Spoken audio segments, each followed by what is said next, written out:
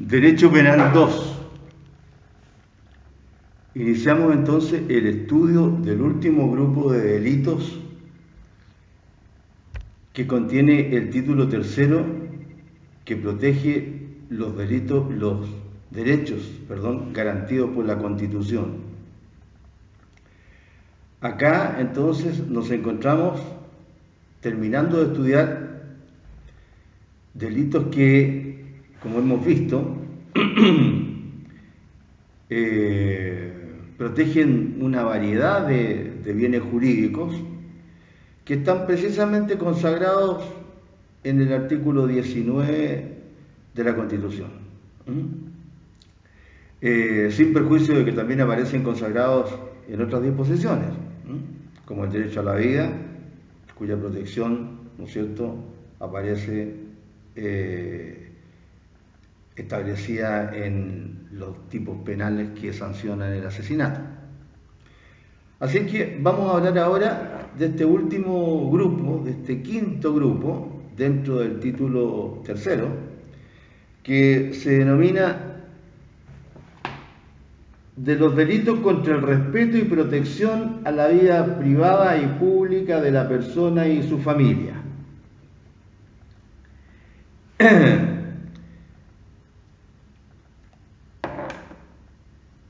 Este delito se originó en una discusión que hubo entre unos parlamentarios hace varios años atrás, en el cual, por cuestiones de motivos políticos, de razones políticos, uno de estos parlamentarios quiso saber lo que pensaba el otro parlamentario y por ahí me parece que mandó a alguien a grabar en un recinto privado las conversaciones que tenía este otro parlamentario.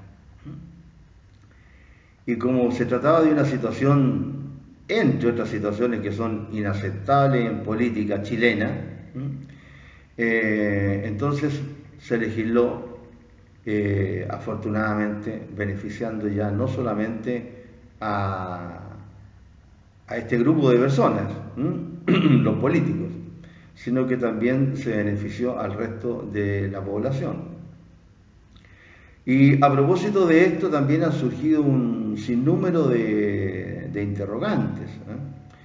¿Cómo se protege la intimidad de una figura pública, que no necesariamente tiene que ser un político? Muchas figuras públicas de la televisión. Se planteó oportunamente este problema.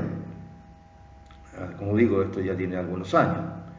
Me recuerdo que una conductora famosa de televisión había reclamado porque le habían filmado el cumpleaños de su hijo, pero desde afuera de su domicilio, desde la calle, en una de las calles de Santiago.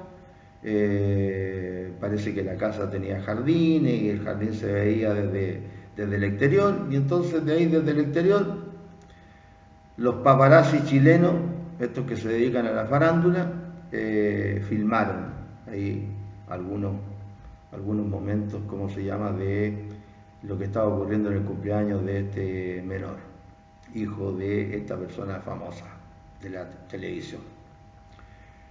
Entonces, ¿cómo se limita la vida privada de una persona pública? Este es un problema que viene desde siempre. Pero la ley penal en este caso intenta salvaguardar algunas cuestiones que son fundamentales. La intimidad. Van a seguir produciéndose seguramente discusiones acerca de la aplicación de estos artículos, pero el hecho concreto es que se protege la intimidad. Bien, ¿qué dice esta disposición? En este quinto grupo de delitos, que protegen los derechos garantidos por la Constitución, existen solamente 3 artículos: el 161A, el 161B y el 161C, que vendría a ser el más reciente porque fue incorporado por la ley 21.153 del 3 de mayo del 2019, o sea, hace poco. Acaba de cumplir un año este artículo 161C. Bien, ¿en qué consiste cada una de estas disposiciones? Las leemos y luego las analizamos respecto de los elementos más importantes que integran el tipo penal. Esa es la labor que tenemos que hacer este año. El artículo 161A manda: se castigará con la pena de reclusión menor en cualquiera de sus grados y multa de 50 a 500 unidades tributarias mensuales al que, sujeto indeterminado, cualquier persona, en recintos particulares o lugares que no sean de libre acceso al público, sin autorización del afectado y por cualquier medio, sin autorización del afectado y por cualquier medio, capte, intercepte, grabe o reproduzca conversaciones o comunicaciones de carácter privado, sustraiga, fotografíe, fotocopie o reproduzca documentos o instrumentos de carácter privado, o capte, grabe, filme o fotografíe imágenes o hechos de carácter privado que se produzcan, realicen, ocurran o existan en recintos particulares o lugares que no sean de libre acceso al público. Igual pena se aplicará a quien difunda las conversaciones, comunicaciones, documentos, instrumentos, imágenes y hechos a que se refiere el inciso anterior. En caso de ser una misma la persona que los haya obtenido y divulgado, se aplicarán a esta las penas de reclusión menor en su grado máximo y multa de 100 a 500 unidades tributarias mensuales. Y esta disposición, dice el inciso final del 161A, no es aplicable a aquellas personas que, en virtud de ley o de autorización judicial, estén o sean autorizadas para ejecutar las acciones descritas. Bueno, demos un pequeño detalle, ¿no es cierto?, entonces, a las exigencias del tipo de las más importantes. Ya señalamos que el sujeto activo podía ser cualquier persona, ¿no es cierto?, cualquier persona. La ley dice al que aplica la pena, pero debería leerse el que, ¿no es cierto?, cualquier persona. Sujeto activo indeterminado. En recintos particulares o lugares que no sean de libre acceso al público.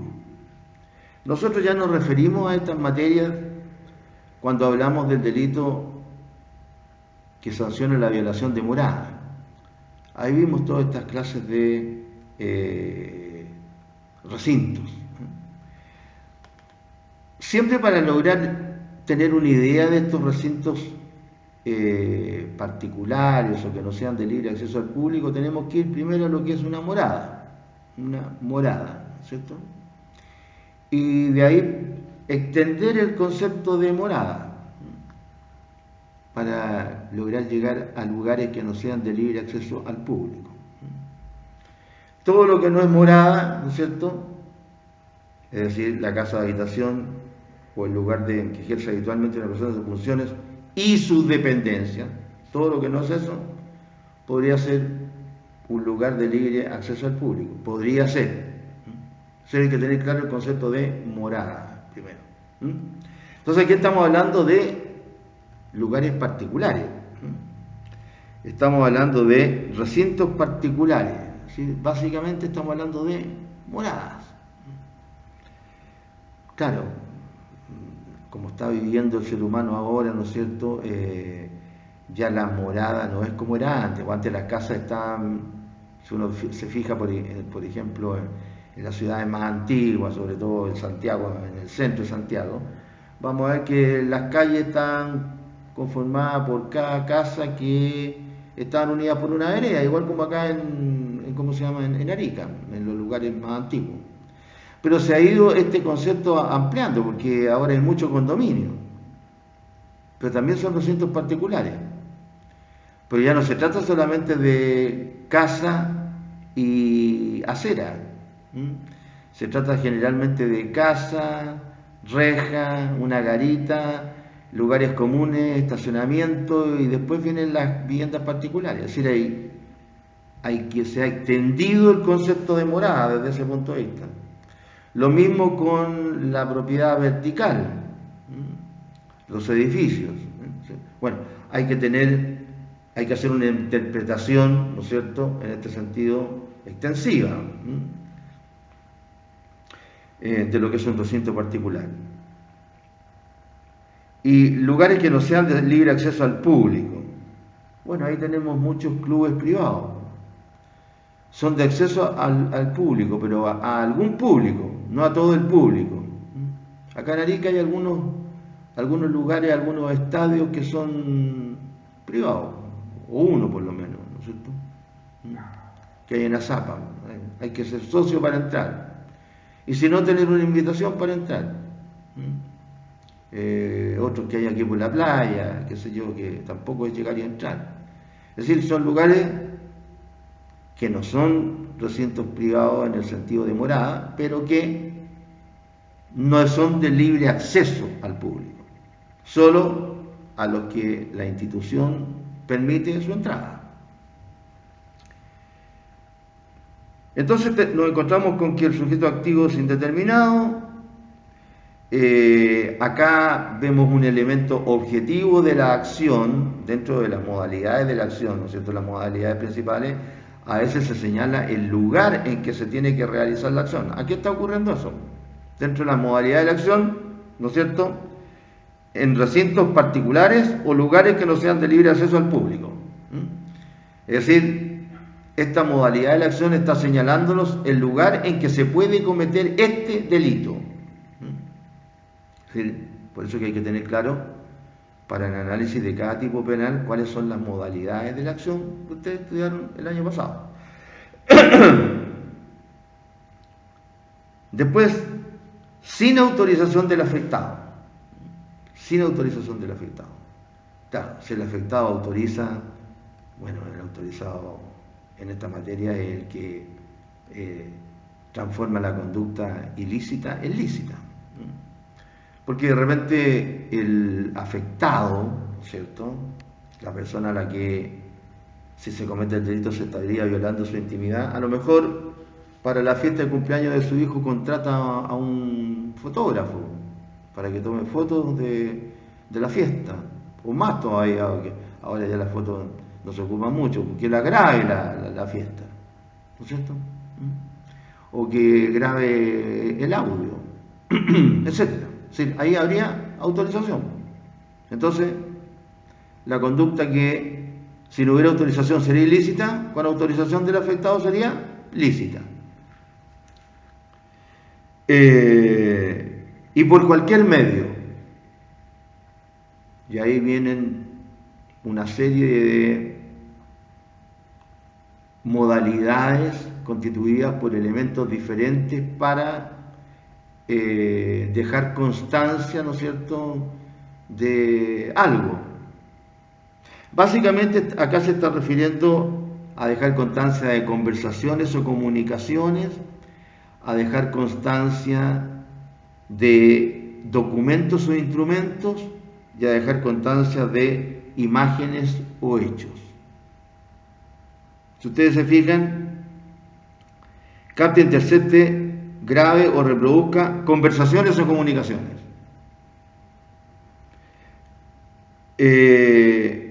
Sustraiga, fotografíe, fotocopie o reproduzca documentos o instrumentos. Y capte, grabe, filme o fotografíe imágenes o hechos. Ahora, todos estos documentos o instrumentos todas estas conversaciones o comunicaciones y todas estas imágenes o hechos tienen que ser de carácter privado también, de carácter privado. ¿Qué es de carácter privado? Todo aquello que no sea público. Y todo lo público es más fácil de determinar. Normalmente, para que se trate de un acto público tiene que haber, ¿no es cierto?, generalmente una autorización, o tiene que celebrarse en lugares que no son estos que se están señalando aquí para cometer el delito, etc.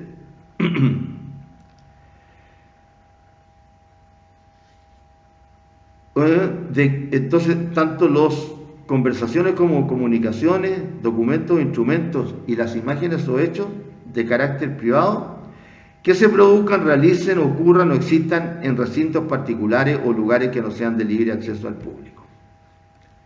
Es decir, la ley penal lo que está haciendo es prohibiendo que se realice alguna de las acciones estas en lugares privados o que no sean de libre acceso al público, y después dice que quien realice estas acciones lo haga en recintos particulares o lugares que no sean de libre acceso al público. ¿Sí? Repite la idea en el fondo para que no quede duda de qué es lo que está sancionando este tipo penal.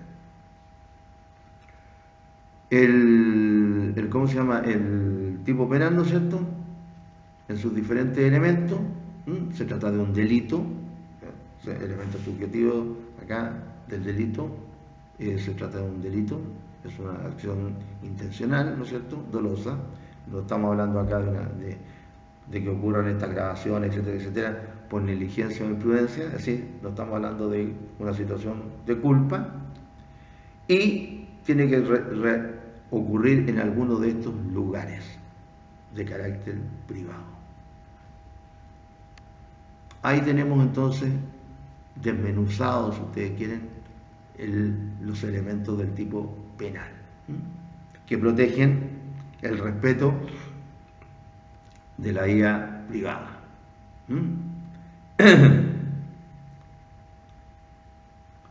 Privada o pública, de la persona y su familia, o sea, la vida privada y pública de la persona o su familia. Porque también una persona privada puede realizar funciones públicas y también en ese sentido lo pueden, ¿no es cierto?, hacer objeto de alguna de estas actuaciones sin su autorización. Y así lo dice, por lo demás, el epígrafe al título del párrafo. Delito contra el respeto y protección de la vida privada y pública de la persona y su familia. De la persona, que puede ser, ¿no es cierto?, siempre una persona particular, pero que puede realizar paralelamente una función pública o una actividad pública. Porque una persona que trabaja en la televisión no realiza una función pública, pero sí realiza una actividad pública para todos. Bien.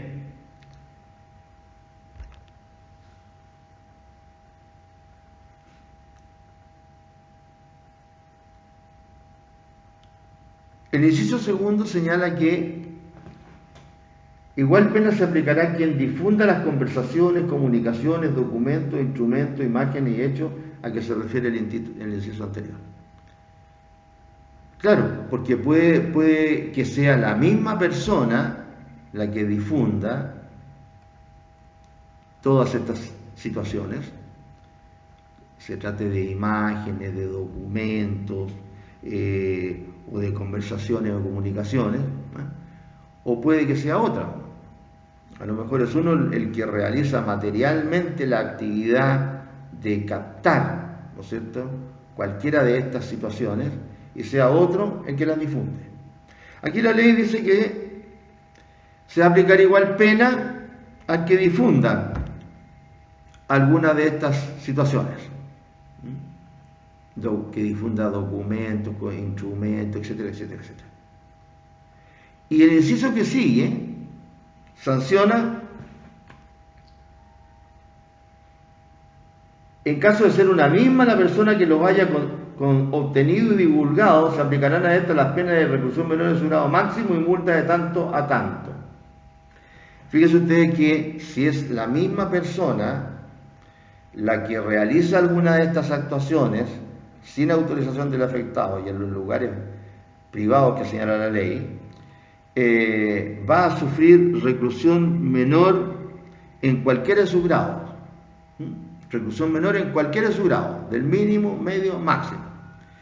Pero si es la misma persona la que realiza alguna de estas actividades y además las difunde, entonces ahí va a sufrir presidio menor en su grado máximo. ¿Sí? Se aumenta la pena.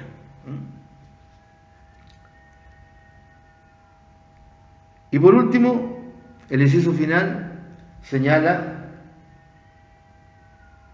esta disposición no es aplicable a aquellas personas que, en virtud de ley o de autorización judicial, estén o sean autorizadas para ejecutar las acciones descritas.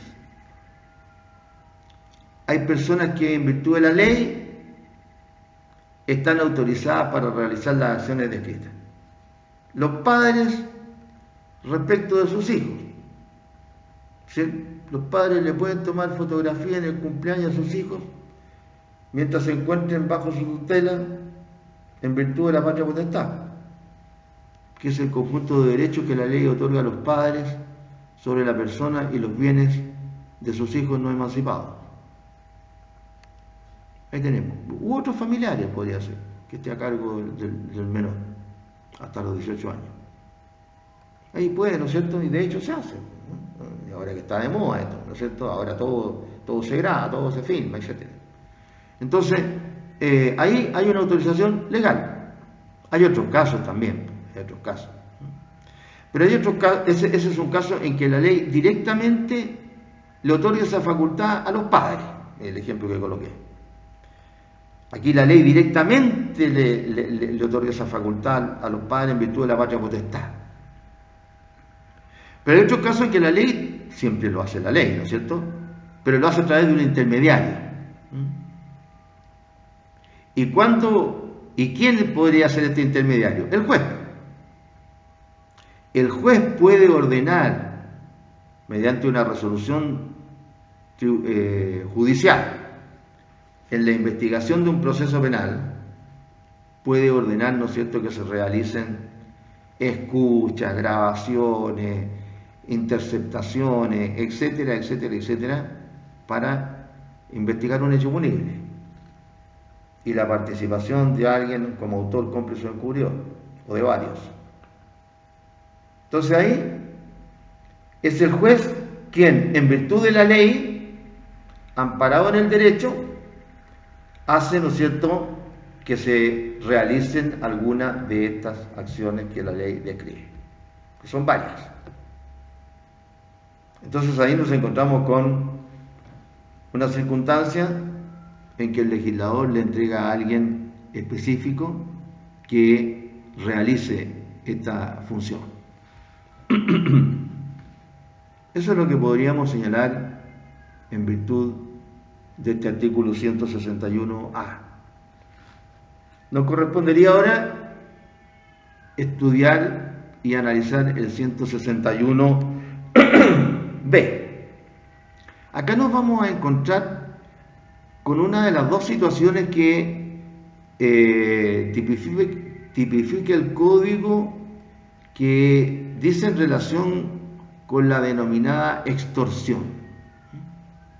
Son formas de extorsión, pero son una forma de extorsión que no guardan relación con lo que uno entiende por extorsión en general, esa extorsión, ese chantaje, ¿no es cierto?, que se hace normalmente a través de un rapto de una persona y se exigen, ¿no es cierto?, ciertas cosas, o se hace a través de filmar a una persona en situaciones que lo pueden comprometer y se le exigen ciertas cosas, etc. Eso es lo que nosotros más o menos entendemos en general por extorsión.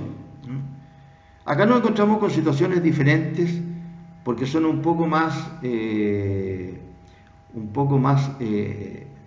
amplias a lo mejor del punto de vista del tipo penal o más restrictivas incluso que el tipo que estas situaciones que yo les señalo, pero que están redactadas para nosotros. La otra situación la vamos a estudiar cuando estudiemos el título 9, los delitos contra la propiedad, y a propósito del delito de robo, porque ahí se encuentra la otra forma de extorsión parecida a esta. Pero el bien jurídico principal, no el único, el bien jurídico principal, acá, ¿no es cierto?, dice relación con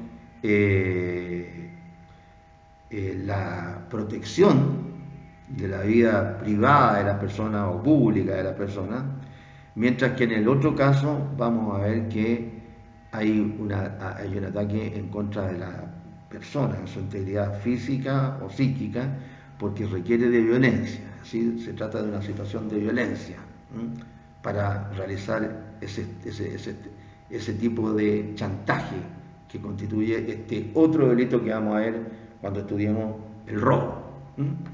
Entonces ahora veamos esta clase de chantaje que tiene que ver con la protección de la vida privada o pública de la persona o su familia en los recintos que les he mencionado, que son particulares o que no son de libre acceso al público. ¿Qué dice el 161b? Que se castigará con la pena de reclusión menor en su grado máximo, aquí de partida es su grado máximo, y multa, pena acumulativa, no alternativa, al que pretenda obtener la entrega de dinero o bienes o la realización de cualquier conducta que no sea jurídicamente obligatoria mediante cualquiera de los actos señalados en el artículo precedente. En el evento que se exija la ejecución de un acto o hecho que sea constitutivo de delito, la pena de reclusión se aplicará aumentada en un grado.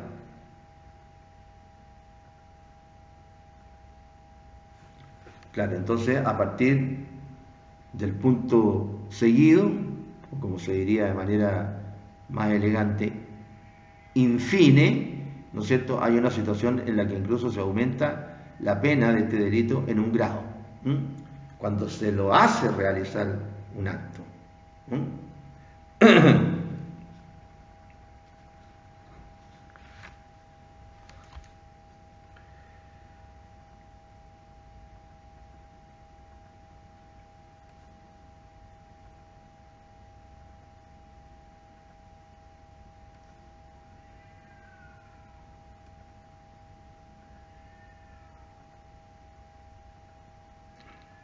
Claro.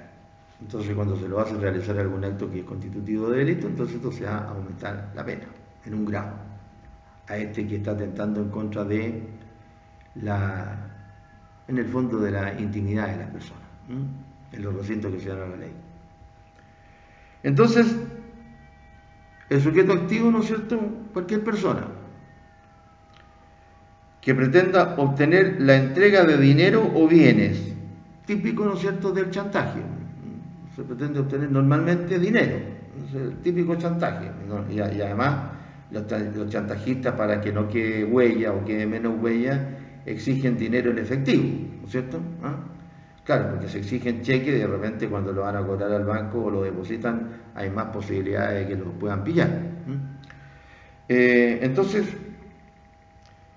se sanciona a cualquier persona que pretenda obtener la entrega de dinero o bienes. Bienes también. Qué sé yo, bienes muebles o inmuebles también. Normalmente se solicitan bienes muebles. Son bienes más fáciles de hacer desaparecer. El dinero de un bien mueble, fungible. También se exigen muchas veces joyas o bienes muebles que son de fácil desaparición, objetos de valor que existan, ¿no es cierto? ¿Cómo se llama? Que sean difíciles de rastrear, un cuadro que tenga alto valor, es fácil de transportar, ¿para qué decir la joya? Más fácil todavía, ¿no? Así que ahí se trata, ¿no es cierto?, de pretender obtener la entrega de dinero o bienes, o la realización de cualquier conducta que no sea jurídicamente obligatoria. Es decir, alguien no está obligado a nada respecto de la persona que se lo exige y sin embargo tiene que realizar un acto que ésta le exige. Esa conducta está sancionada. Si no está obligado por ley a la realización de un acto en favor de esa persona y si ésta se lo exige, ese hecho está sancionado por la ley. Pero la ley señala, además, que si la conducta que se le exige, a la persona es constitutiva de delito, además se le va a aumentar la pena en un grado al que está exigiendo esa conducta.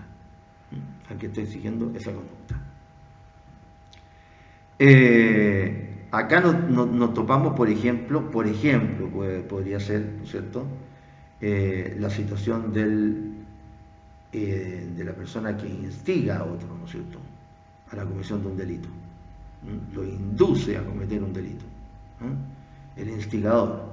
Pero muchas veces el instigado, ¿no es cierto?, que comete el delito, va a obtener mayor pena que la que señala esta disposición.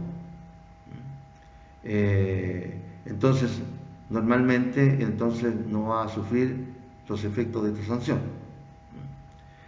Pero eso desde el punto de vista del instigado. Aquí estamos hablando del instigador, del que hace que el otro cometa una conducta delictiva. Claro, porque nadie está compelido por la ley a cometer un delito. Acá justamente se está sancionando al que induce a eso, a cometer un delito. En el fondo es una forma de inducción, porque la ley dice: en el evento que se exija la ejecución de un acto o hecho que sea constitutivo de delito.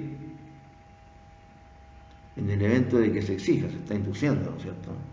Puede ser por fuerza, generalmente por fuerza moral, porque para que se le exija, ¿no? Tiene que estar obligado el que va a cometer el delito a través de la exigencia, y normalmente esa exigencia tiene que ser realizada a través de hechos graves, y esos hechos graves podrían consistir, por ejemplo, en amenazar a la familia o en causarle algún mal a la familia, si es que la persona no comete el delito.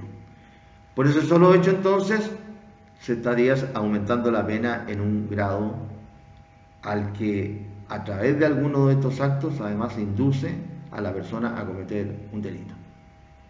Porque eso es lo que dice la ley. Sanciona al que pretenda obtener la entrega de dinero o bienes o la realización de cualquier conducta que no sea jurídicamente obligatoria mediante cualquiera de los actos señalados en el artículo precedente. Es decir, captar, interceptar, grabar, etcétera, etcétera, etcétera. Entonces, esta forma de extorsión tiene que realizarse a través de alguno de los actos que señala el artículo anterior, que constituyen invasión de la vida privada o pública de una persona o su familia. Y en eso entonces consiste este delito. Y por último, y para terminar esta materia, este delito que se agregó, el 161C. Este delito se agregó hacía tiempo que se venía discutiendo en el Congreso sobre esta materia y sobre varias otras que se han venido produciendo últimamente y que ¿cómo se llama?, que constituían una necesidad social. Esto además motivado por los reclamos de grupos que ahora tienen más presencia y precisamente por su presencia tienen más poder que antes. Entonces promueven más, ¿no es cierto?, que se sancionen ciertas conductas que se realizan hace mucho tiempo, pero que pasaban así como que nos hacíamos los lesos, dejábamos que ocurrieran. Entonces, ya no es chistosito, desde la creación de este delito, ese que anda, ¿no es cierto?, con el espejo, ¿no es cierto?, que de alguna manera lo coloca, ¿no es cierto?, para grabar las partes íntimas del cuerpo de las mujeres, sobre todo, y sobre todo de las mujeres que andan con falda. Entonces le graba sus partes íntimas, ¿no es cierto?, con este espejito. Entonces, desde que se tipificó penalmente, este que realiza esta acción ya no es chistosito, ya no es pesado. Oye, gallo pesado, mira lo que está haciendo. O ya no causa solamente indignación, sino que ahora es un delincuente. Porque el que comete delito es delincuente. De ahí viene la palabra delincuente, deriva del que realiza la acción. Delito, delincuente. ¿Quién es delincuente? El que comete delito. Entonces ahora conductas que antes se dejaban pasar, ¿no es cierto?, ya no se dejan pasar. Porque claro, ¿no es cierto?, a nadie le gusta que le hagan esto, ¿no? Claro, el ex chistosito y ahora delincuente se reiría mucho, qué sé yo, la pasaría muy bien, grabando sobre todo a las niñas, etcétera, etcétera. Pero ahora ya no, porque la persona es la que decide sobre su cuerpo, sobre qué es lo que hace con su cuerpo, pero no los demás. Esto es una emanación más de los derechos que tenemos las personas y de los deberes que tenemos las personas, en el sentido de que en nuestros países, desafortunadamente, todavía no tenemos bien claro en nuestras mentes ese principio tan nítido que dice que mi derecho termina donde comienza el derecho del otro. Eso desafortunadamente no lo tenemos claro, y no lo tenemos claro para muchas situaciones, que mi derecho termina donde comienza el derecho del otro. Esto a propósito de estos delitos. Porque el hecho, por ejemplo, de que una mujer, muchas veces muy buena moza, puede no serlo tanto, quiera usar faldas cortas o quiera usar un traje de baño muy pequeño, es una cosa que decide la persona. Y nadie tiene que aprovecharse de eso. Nadie tiene que aprovecharse de eso. Menos todavía cuando se utilizan tácticas para vulnerar esta intimidad de las personas. Por eso es que esto guarda relación con esto que estamos hablando. Protección, ¿no es cierto?, y respeto a la vida privada y pública de la persona o su familia. Pública en público también, porque esto debe entenderse en un sentido amplísimo. En público. Es decir, por eso es que una persona que está en una playa puede que no permita que alguien le saque fotos. Eso lo decide ella, con autorización. Por eso que la ley es tan clarita. Cuando se realiza sin autorización. Esto tiene que ser, si es con autorización, la conducta ilícita se transforma en lícita. Pero el hecho que está detrás de todo esto es que la persona decide sobre su intimidad. Eso es lo que está protegiendo la ley penal. ¿Qué dice este artículo? Perdón. Se castigará con la pena de presidio menor en su grado mínimo y multa de tanto a tanto al que en lugares públicos o de libre acceso público, aquí está ampliando la ley, fíjense ustedes, estas circunstancias, ya no se trata de recintos privados o lugares que no sean de libre acceso al público, acá no, justamente estamos hablando de que en lugares públicos o de libre acceso al público. calles, veredas, plazas, paseos, playas, lo que sea, público o de libre acceso al público, muelles, cerros, selva, lo que ustedes quieran. En esos lugares, de nuevo, una modalidad dentro de los elementos objetivos de la acción, del lugar donde se comete. Ahora es otro lugar. En lugares públicos de libre acceso público y por cualquier medio capte, grabe, filme o fotografíe, imágenes, video o cualquier registro audiovisual de los genitales u otra parte íntima del cuerpo de otra persona con fines de significación sexual y sin su consentimiento. Con fines de significación sexual y sin su consentimiento. Por eso que les empecé hablando de esto de los ex chistositos que ahora pasan a ser delincuentes, que graban, ¿no es cierto?, las partes íntimas, ¿no es cierto?, y muchas veces los genitales de una persona, por alguna de estas formas que se mencionan acá. Capte, grabe, filme o fotografíe imágenes, videos o cualquier registro audiovisual. Bueno, audiovisual, casi todo para estos efectos. Entonces, ya no se trata solamente de hacer una tontería, que ahora hay mucha gente que hace tontería. Ahora eso dejó de ser tontería, ahora es constitutivo de delito. Grabar los genitales u otra parte íntima del cuerpo de una persona con fines de significación sexual y sin su consentimiento. No vamos a hablar de todo lo que ocurre vía internet, en donde la situación previa es la de la grabación, que tiene que haber una grabación, ¿no es cierto? Que puede, o sea, de donde parte de la grabación, de la filmación, eso se realiza por un instrumento. Pero hay mucha gente que la sube, hay mucha gente que se graba, ¿no es cierto?, mostrando las partes íntimas y mucho más. Incluso los de la farándula nos tuvieron acostumbrados durante tiempo, y creo que todavía, a grabarse ellos mismos, la farándula nacional e internacional, se graban ellos mismos.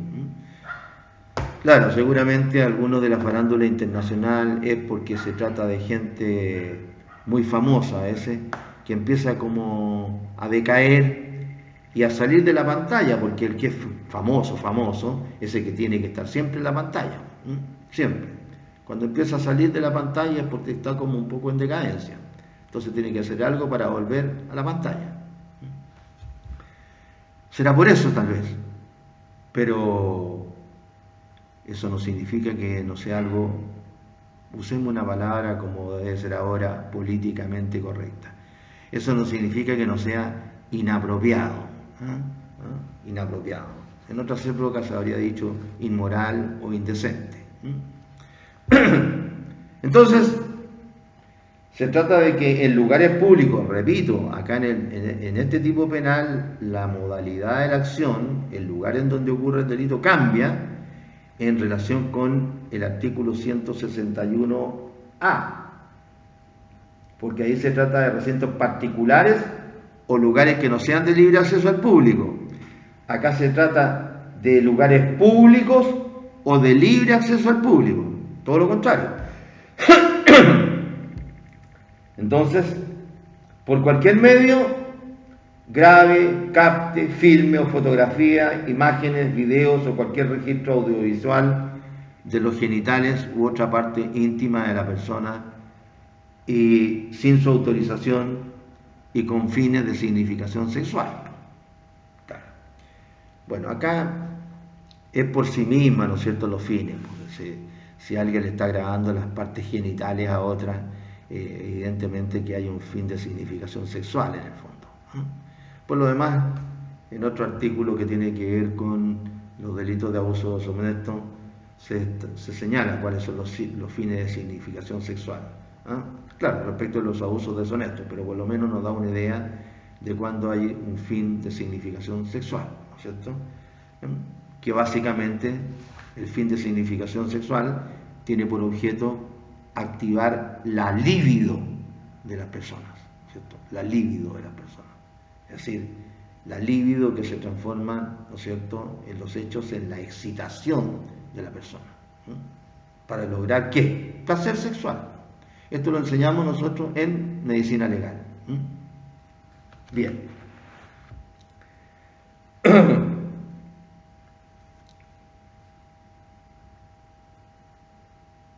También acá nos encontramos con que el inciso segundo ahora de este artículo 161.6 sanciona lo siguiente. Dice, se impondrá la misma pena de presidio menor en su grado mínimo y multa de día 20 unidades tributarias mensuales al que difunda dichas imágenes, videos o registros audiovisuales a que se refiere el inciso anterior. Es decir, al que graba, capte, etcétera, etcétera, etcétera, imágenes, videos, etcétera, ¿no es cierto?, de los órganos sexuales o de cualquier parte íntima del cuerpo de una persona sin su autorización y con fines de significación sexual, tiene una pena. Y el que difunde esas grabaciones, filmaciones, etcétera, tiene la misma pena. Por eso entonces que el inciso siguiente aumenta la pena, al igual como vimos antes, cuando se confunden estas dos acciones en una misma persona. Es decir, el que graba, capta, filma, etcétera, y difunde, se le va a aumentar la pena en un grado. Habíamos visto que la pena, ¿no es cierto?, era de presidio menor en su grado mínimo y multa. En caso de ser una misma, la persona que los haya obtenido y divulgado, se aplicará esta la pena de presidio menor en su grado mínimo a medio y multa. Es decir, la pena de su grado, presidio menor en su grado mínimo, se aumenta a presidio menor en su grado medio. Se aumenta un grado la pena. Aquí estamos hablando de situaciones en las que solamente, ¿no es cierto?, se están grabando, filmando, etcétera, en los órganos sexuales o las partes íntimas de una persona en lugares públicos o de libre acceso al público, sin autorización y con fines de significación sexual. Nada más. Por eso digo, por si alguien cree que la pena es muy baja, es solamente eso. Lo que antes era un chiste, ahora puede llegar a tener presidio menor en su grado medio y multa. Y multa de día 20 unidades tributarias mensuales. O sea, si le aplicaran el máximo las unidades tributarias mensuales, la unidad tributaria está como a 40 y tantos mil, yo me quedé como atrasado ahí, por 12 por 4, 48, 12 por 4, 48, serían 480.000, como 1.000.000 de pesos. No deja de ser, porque además de la pena corporal. Bien, entonces, estimados alumnos, con estas explicaciones hemos terminado el párrafo quinto y final de estos delitos contenidos en el título quinto del Código, que sancionan acciones contra el respeto y protección a la vida privada y pública de la persona y su familia. Así que ahora vamos a seguir en el orden del código y nos corresponde, y ya remitimos los contenidos antes, al igual que respecto de las otras materias que hemos estado explicando, nos corresponde ahora iniciar el estudio del título cuarto. El título cuarto,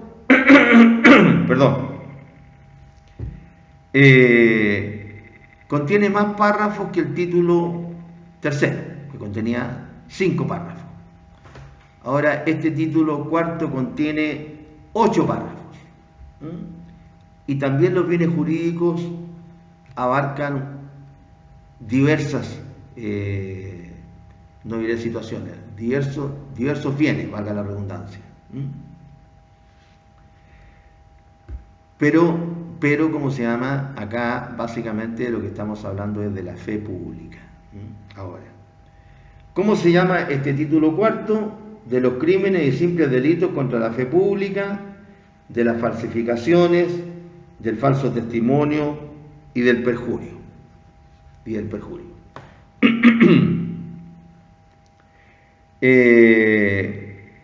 ¿Cuáles son los párrafos? Primero, de la moneda falsa. Segundo, de la falsificación de documentos de crédito del Estado, de las municipalidades, de los establecimientos públicos, sociedades anónimas o bancos de emisión legalmente autorizados. Tercero, de la falsificación de sellos, punzones, matrices, marcas, papel sellado, timbre, estampilla, etc. Cuarto, de la falsificación de documentos públicos o auténticos. Quinto, de la falsificación de instrumentos privados. Sexto, de la falsificación de pasaportes, portes de armas y certificados. Séptimo, del falso testimonio y del perjurio. Octavo, del ejercicio ilegal de una profesión y de la usurpación de funciones o nombres. Entonces, vamos a analizar acá una serie de conductas, dentro de las cuales, evidentemente, que la más importante vendría a ser tal vez el párrafo cuarto de la falsificación de documentos públicos o auténticos. Aquí vamos a dar algunas explicaciones para que nos quede bien claro la diferencia, que ustedes seguramente la tienen clara, pero para que quede más claro, entre los documentos o instrumentos públicos y los privados.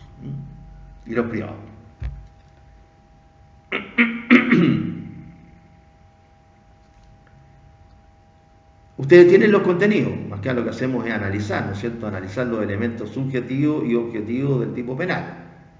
Elemento subjetivo, si el tipo penal es doloso o culposo, o ambos, ¿no es cierto? Se pueden dar ambas situaciones a ese respecto a ciertos tipos penales, o de los elementos subjetivos, la acción, principales modalidades de la acción, hemos hablado en el caso anterior de algunas modalidades de la acción, relación causal y resultado. Eso es lo que básicamente hacemos, para entender bien los tipos. La acción, ¿no es cierto? El verbo rector, es decir, el hecho que se castiga. En los homicidios, el que mate a otro, matar, ¿no es cierto? Privar de la vida a un ser humano vivo.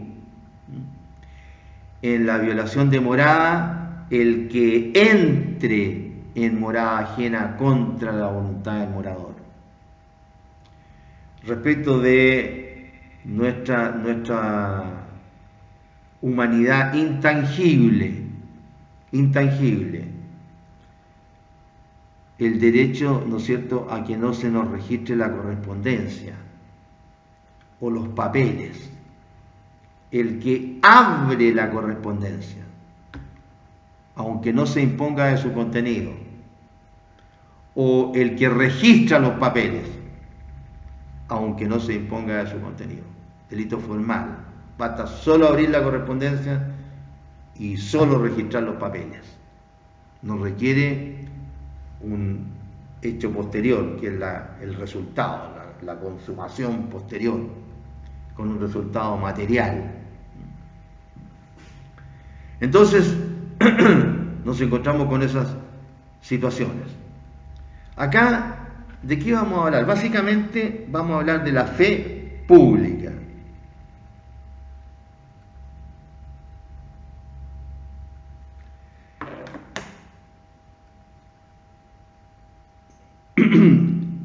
Está bien claro ahí en los contenidos que le remitimos, así que vamos a decirlo, no sé si casi igual, pero tratar de mejorarlo. O mejor explicarlo de la siguiente manera. Cuando uno le pagan algo, ¿no es cierto?, a uno le pagan normalmente con billetes. Claro, sumas que son tal vez menores. Sí, porque cuando le pagan el sueldo ahora se paga con cheque, pero sumas menores. Pero digo el billete, no el cheque, el billete. Uno no empieza a analizar, a menos que sea muy burda la falsificación, no empieza a averiguar si es que el billete es auténtico o no. Ustedes le otorgan una fe al billete que reciben. Lo mismo pasa con las monedas, sobre todo. Uno no empieza a masticar la moneda para ver si la moneda es de lo que se supone que es, porque además no tiene los conocimientos de cómo debería o qué debería pasarle a la moneda si yo la mastico. Una moneda de cobre debería yo, si la mastico, abollarse por lo menos con mi diente, porque a lo mejor me rompo el diente y a la moneda no le pasa nada. Antes la gente hacía eso con las primeras monedas, masticaba las monedas para ver si eran de lo que se suponía que eran. El oro es muy difícil de masticar, entonces una moneda que se suponía que era de oro, y lo mismo ocurre con la plata, ¿no es cierto?, metales nobles, los más nobles que hay, entonces claro, quería decir que algo estaba mal, algo estaba pasando mal. Entonces, uno le otorga una fe pública, o sea, de antemano uno parte de la base de que eso es auténtico, es auténtico. Y esta fe pública se la otorga básicamente por el hecho de que participa en la elaboración de estas cosas, de estos símbolos, de estos signos, etcétera, porque normalmente participa la autoridad pública a través de sus diversas manifestaciones. Nosotros ustedes que están estudiando Derecho y los abogados, ¿no es cierto?, cuando nos entregan una escritura pública, nosotros normalmente vemos si tiene las características de una escritura pública y si tiene los sellos de una escritura pública, ¿no? Más o menos claro, ¿no es cierto?, un abogado que ha ejercido ya un tiempo, otros que son más especializados porque trabajan en bancos y están viendo escrituras todos los días, etcétera, etcétera. No estoy hablando de instrumentos privados que también nos pueden dar alguna fe, hablando siempre de instrumentos públicos. ¿Por qué le otorgamos inmediatamente valor a esa escritura pública? Más allá de lo que diga el código respecto de aquello sobre lo cual hace fe. Le otorgamos valor porque emana de una persona que la ley le otorgó la facultad de dar fe pública. Por eso que las sanciones en contra de los notarios públicos deberían ser muy drásticas, muy claras, y ante hechos también muy claros. Porque me parece que muchas veces ocurren muchas irregularidades ante hechos bastante claros y resulta que las sanciones después o no llegan nunca o llegan tarde, en el caso de los notarios públicos. Casos, por ejemplo, en que aparece en una escritura pública la firma de una persona que estaba fallecida al momento en que supuestamente firmó la escritura. Y más todavía, hay gente que aparece firmando mucho tiempo después de fallecer. Entonces ahí algo pasó. Y muchas veces el notario dice, sí, es que resulta que el funcionario encargado, no, es que la ley al que le entrega la facultad de dar fe pública es al notario, no al funcionario encargado. Ahora, ¿cómo se las arregla el notario para supervigilar a los funcionarios que trabajan con él? Ese es otro cuento. Porque esta obligación tiene una compensación. Nadie opta con tanto ahínco y empeño a ser notario público si no fuera por los beneficios económicos que trae. No sé, yo por lo menos durante el tiempo que llevo trabajando en esto no conozco un notario público pobre. No conozco. Al contrario, diría que todos son pudientes, por decir algo. Entonces, esta fe pública nos la entrega básicamente a nosotros el que es una autoridad pública la que participa en la emisión de estos básicamente documentos. Más adelante vamos a ver, cuando estudiemos los documentos en general y hablemos sobre los documentos públicos y los privados, pero vamos a ver que hay una diferenciación entre los documentos con los instrumentos, que para los efectos legales es lo mismo, pero desde el punto de vista de lo que representan, por lo menos dentro de la doctrina hay una diferenciación, porque por ejemplo un instrumento podría ser, ¿no es cierto?, un elemento arqueológico. Estas escrituras que hay en ciertas colinas aquí mismo en nuestra región, o las que hay en piedras, etc. Esos documentos arqueológicos, esos instrumentos arqueológicos son eso, son instrumentos. Claro, están en una piedra, pero son instrumentos. Y desde el momento en que son oficializados con las exigencias que hace la ley para que constituyan un monumento, etcétera, adquieren el carácter de públicos. Incluso son resguardados jurídicamente. Por esas razones que delito que existe pero que no se aplica, los chistositos que pasaron hace un tiempo atrás por esas, ¿cómo se llama?, dunas que contienen elementos arqueológicos cerca de Antofagasta, con uno de estos jeeps, ¿cómo se llama?, haciendo sus piruetas y sus chistes de siempre, no sé si obtuvieron sanción al final, y destruyeron, ¿no es cierto?, monumentos arqueológicos que tenían siglos. O sea, desde ese punto de vista todavía se sigue siendo chistosito. Menos mal que en otros aspectos ya han dejado de ser chistositos para transformarse en delincuentes los que incurran en conductas como las que acabamos de analizar en el título anterior, párrafo quinto, inciso último. Bien, entonces, en eso consiste la fe pública. Dar confianza en ¿qué? En la verdad.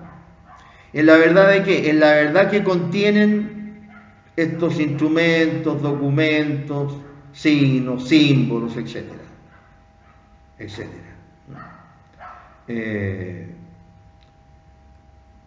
Porque básicamente cuando hablamos de documentos nos referimos a escritos. Incluso diría desde la época en que hay documentos escritos en papiros, ¿no?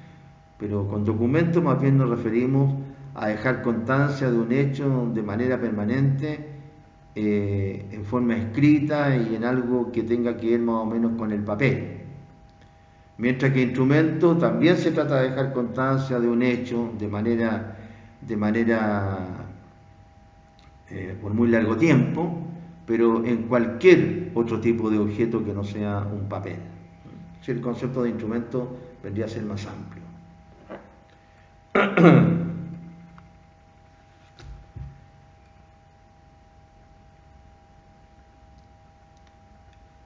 ¿Y por qué ocurre esto? Porque el particular, a diferencia del funcionario público, no está obligado a decir la verdad. El particular puede mentir y no tiene sanción. Quedamos aquí, queridos alumnos.